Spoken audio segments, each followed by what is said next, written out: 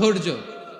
ধৈর্য এমন একটা গাছ যে গাছের চারিদিকে কাটা, কিন্তু ফলটা মিষ্টি সুস্বাদু। এই সুস্বাদু ফল খেতে হলে এই কাটাগুলো সহ্য করতে হবে। ধৈর্য। ছোট্ট ছেলে মেয়েদেরকে ননির পুতুল করে গড়ে তুলবেন না, খবরদার। ওদেরকে কষ্ট সহিষ্ণু করে গড়ে তুলবেন।